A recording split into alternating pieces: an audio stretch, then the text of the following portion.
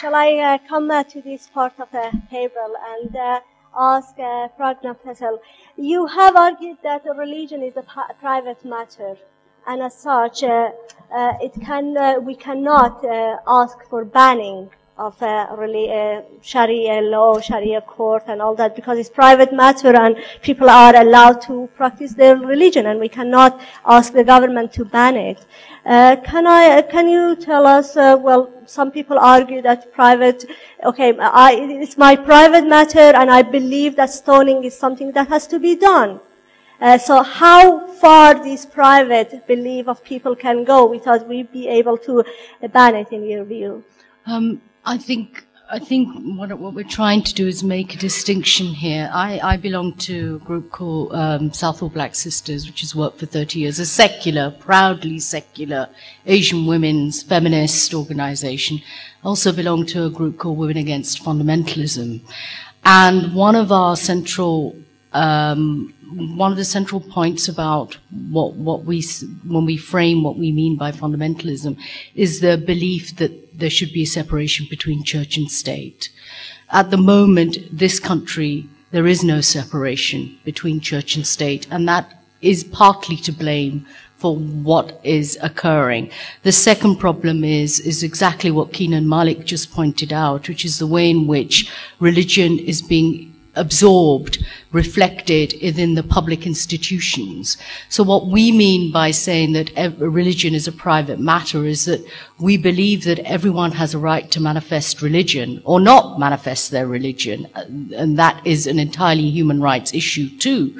But what the state has to do is not to reflect any one particular religion within the exercise of public functions.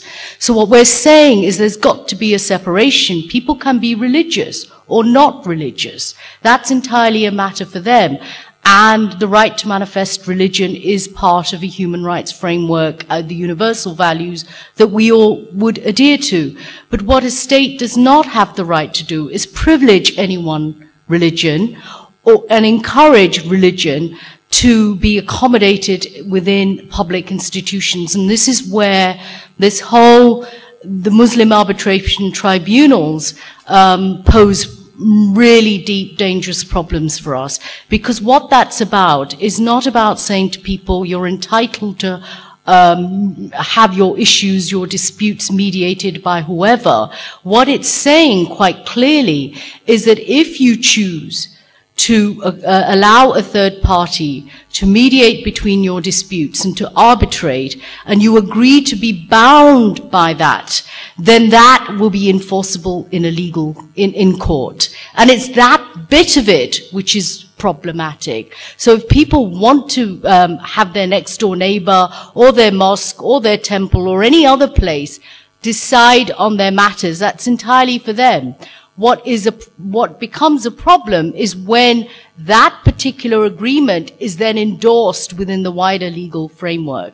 So I think we do need to make a distinction between allowing people to rule themselves the way they want as long as it's not infringing any laws and it's criminal or civil, and allowing religion to be absorbed and reflected and accommodated within the wider legal system, because then you are talking about parallel legal systems and you are talking about differential standards being applied to different communities. And the other thing is, of course, those differential standards are applied in ways which are dictated by, I think, the religious right.